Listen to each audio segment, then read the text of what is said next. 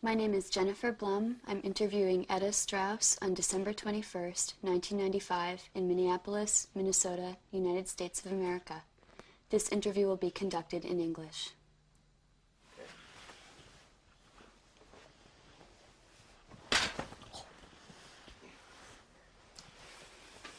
Can you state your name for me, please? My name is Eda Strauss. And can you spell that for me, please? My first name Edastrauss. And was that your name at birth? No, it wasn't. My name at birth was Ethel, E-T-L, Mandelbaum, Mandelbum. And when were you born? I was born December 24th, 1928. And where were you born? I was born in Warsaw, Poland. Now we're going to talk a little bit about your family. Tell me your father's name. My father's name was Leibisch Mandelbaum. And what did he do for a living? He was a shoemaker. And did he work in a shop or did he have his own? He had his own. He worked for himself, and he had some people working for him. And what kind of man would you say he was? Was he a stern man or an affectionate man? My father was a wonderful man, hardworking. We were 7 children, and he was the only one working and providing. He loved to sing and dance. He used to teach us how to dance. Big politician. He loved politics. Was he active in the Jewish community in Warsaw then? Well, I don't really know. I think maybe I was too young to realize if he was or not. So I really would not know. And being that he was the sole supporter of a family of 9, I don't know if he had very much time to do it. And tell me a little bit about your mother. What was her name? My mother's name was Pearl Mandelbaum. And what was her occupation? Her occupation was a housewife. She stayed home, took care of her family. Did she have any special talents or hobbies that you can remember? No. I want to make a joke, but I don't know if I should. Her hobby was having children. That was her most important hobby. And so I assume you had several brothers and sisters. Why don't you tell me how many you had? I had 5 sisters and 1 brother, and 5 of us survived. I still have 3 sisters and my brother. Can you tell me the names of your brother and all your sisters before the war? Well, I'll go from top. Okay. Shall I tell them their names now or then? Then, please. Then there was Hannah. She was the oldest. Marcia. Hannah is still alive. Marcia died in Treblinka. Mindall was the next one. I was next. We had a brother Moshe, a sister Reva, and a sister Goldie. And did you have a large extended family in Warsaw? Yes, we did. My father had 3 sisters and 2 brothers. My mother had 4 brothers and 2 sisters. Most likely we must have had around 30 or 40 cousins. And did they all live in Warsaw? My father's family lived in Warsaw.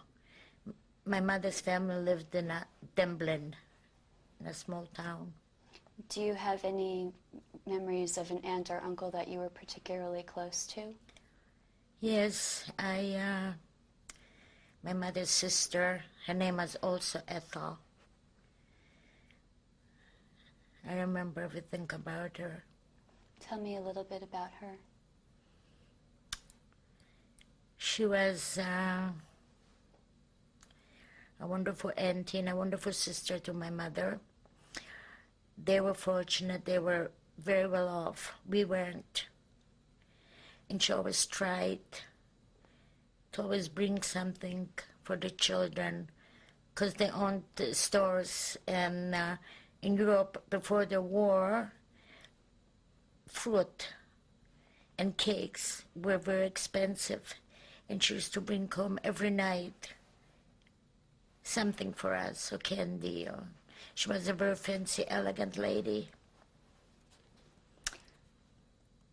She had 3 children. And was your family a very religious family? We were observant that time, but if we would be observant like my parents were, we would be considered very orthodox here. But no, my family was conservative. Did you attend a synagogue in Warsaw? That it wasn't like here with the synagogues. Usually the parents, the father, like the holidays, we went. But Saturdays, no. It was not like with synagogues here. Can you tell me a little bit about holidays in your family? What was your favorite holiday? They were all favorite. Because for every holiday we used to get new clothes. We used to get new clothes for high holidays, Rosh Hashanah, and we used to get new clothes for Passover. The reason all the holidays were favorite is because we observed them. There was no school, special good food, wonderful memories, so they were all favorite, each and every one. I loved Passover. We had beautiful food and cakes and eggs, which I loved. During the year, I could only have, let's say, 1 egg, even though I could eat 4. So they were all favorite. We did observe kashrut and And did you attend school as a child before I the did war? attend school, public school.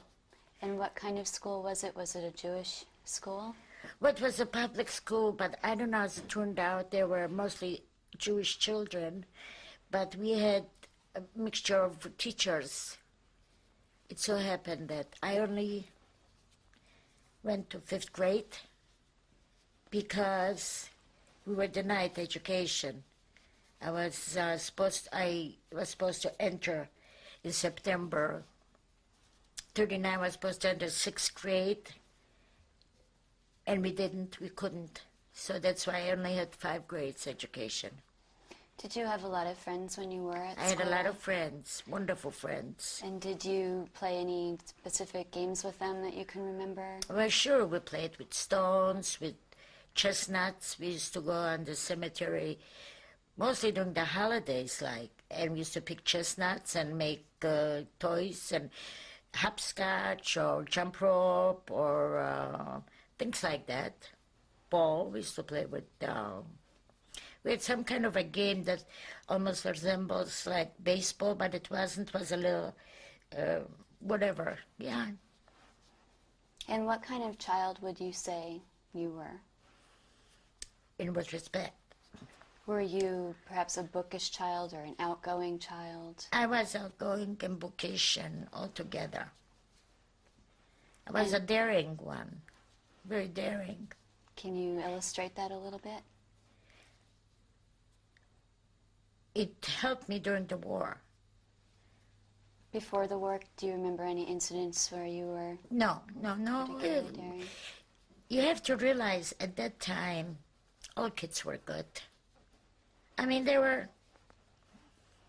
good. We lived in a neighborhood. All my friends were equal to mine. I didn't know anybody that had a car or a house because we lived in a big city, Warsaw, and that was the capital. And everybody lived in an apartment. So life was pretty good. And how old were you when the war broke out? I was 10 years old when the war broke out. And what was the first thing that happened that made you realize that your life was about to change?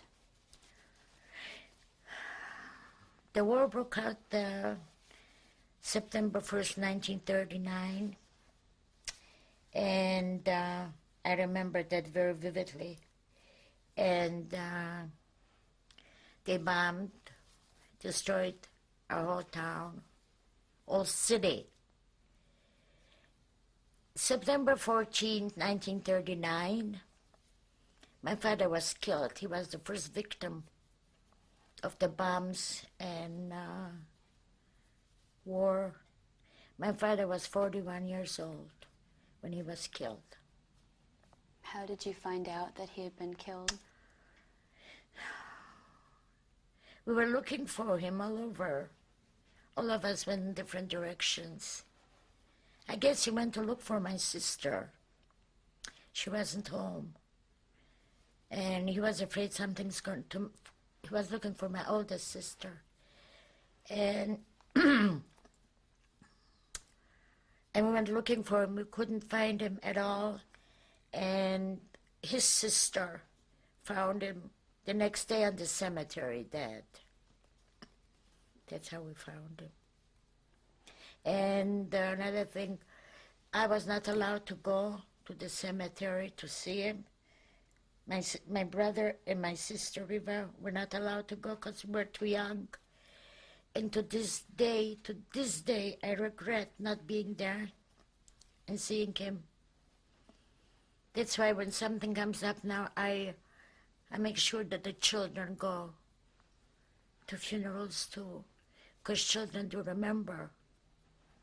And I feel very bad about it. What happened to you and your family after your father died? After my father died, things were getting very, very bad. In what way? In what way? We had to move they formed a ghetto.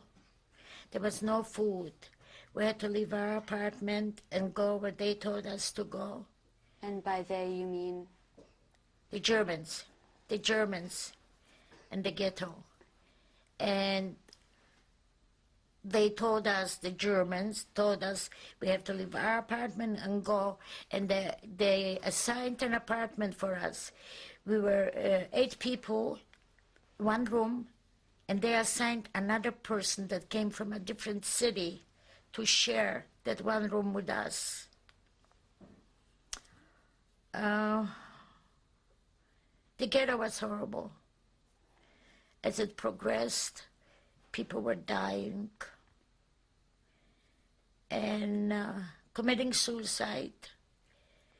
And I, as a child, walked the streets and you saw dead people laying on the sidewalks, covered with newspapers because they were nude. People stripped the clothes off of them so they can sell them for a piece of bread.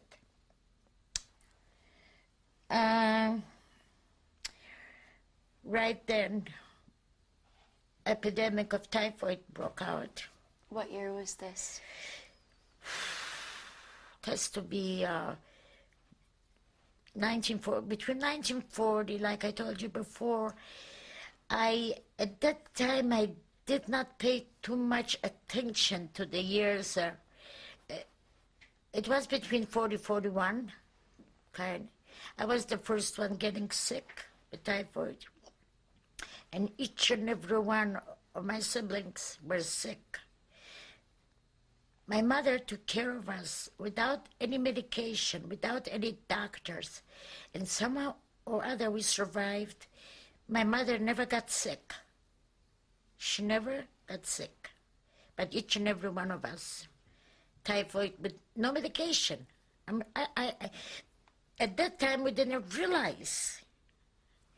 But now if you think about it, how in the world did that happen? Was it meant for us to be alive and to sit here and talk about it? Most likely. And then we got better and things were getting very bad. So we started smuggling food into the ghetto. We used to sneak out from the ghetto through the gutters, and then we climbed the wall. There's a wall, a brick wall with the barbed wire, We used to climb over the wires and under the sewer thing. And my sisters and I, we kind of looked out for each other. And if we would have been caught, we would have been shot on the spot. Did your brother also help with the smuggling? My brother, my sister Hannah, and my sister Mindall, and I. We used to smuggle. At that time, there was a streetcar going through a block and a half in the ghetto from the other side, from the non-Jewish, from the iron side. And we used to jump off running streetcars with food to bring it to the ghetto. We brought in flour and beans and barley and saccharin. That's why I don't touch saccharin. I never did and I never will.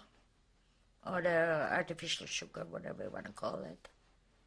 Or margarine. I don't need margarine either.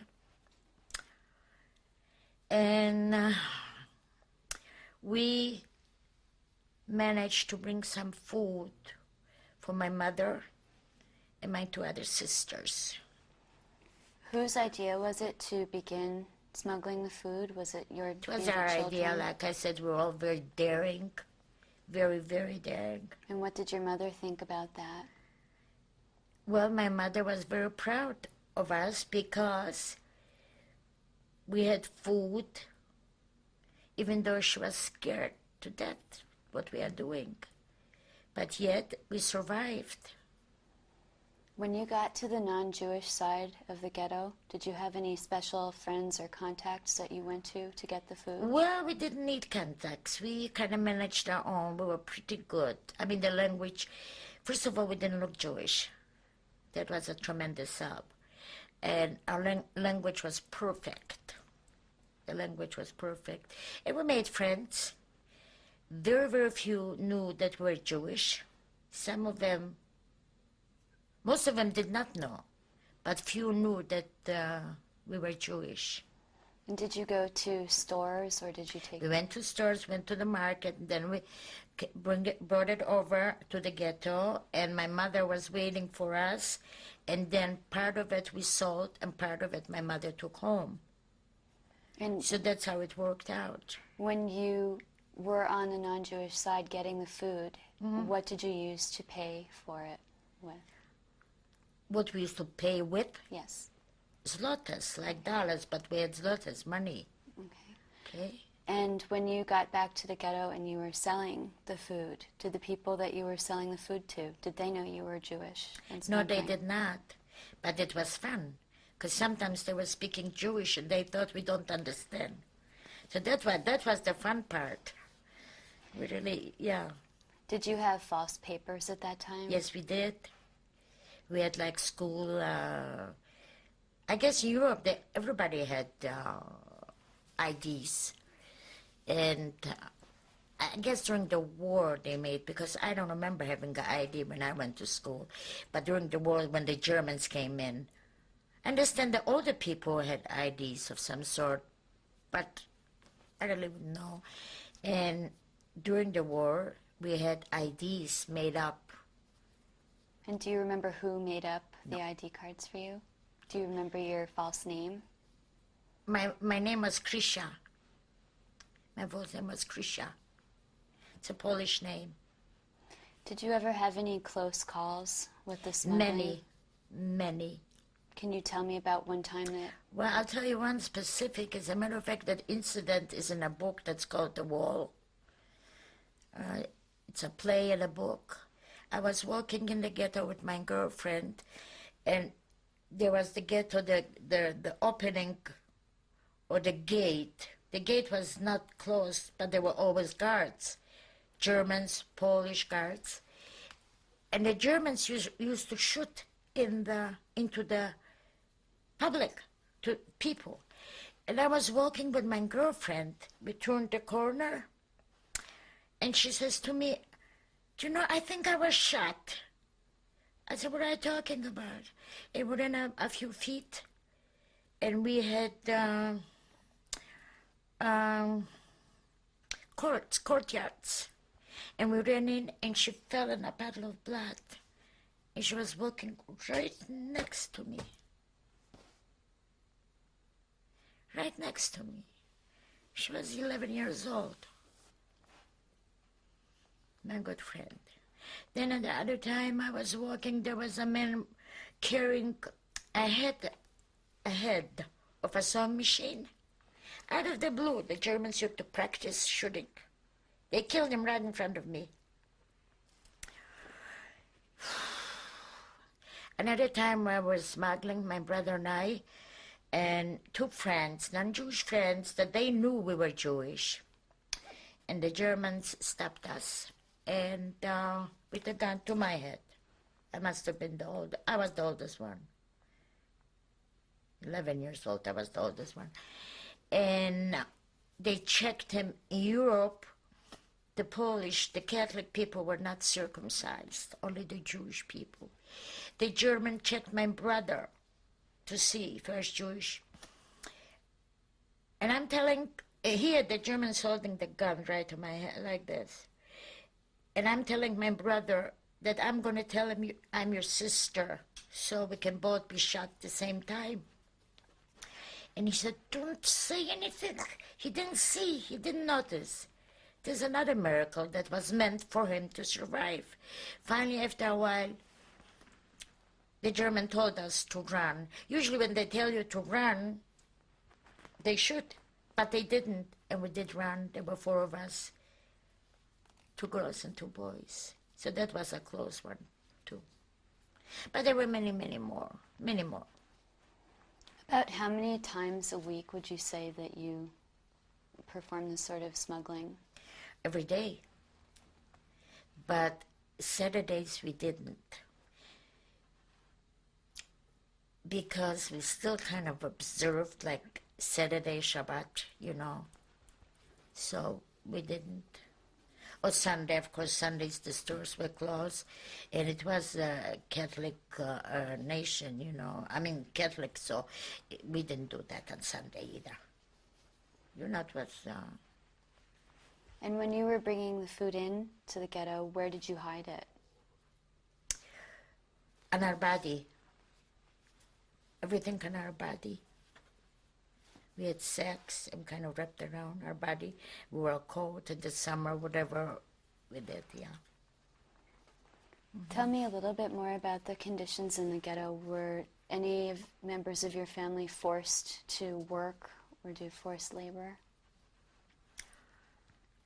No, because we were all very young. My sister was, my oldest sister was 16 years old. And my youngest sister was 5 years old. No. Do you remember seeing any specific incidents of brutality? Yes, all the time. Can you tell me one that I will particularly sticks out? I will tell you. I all the time, brutality, all the time. Even the Polish force, the Polish policemen, sometimes were worse than the German.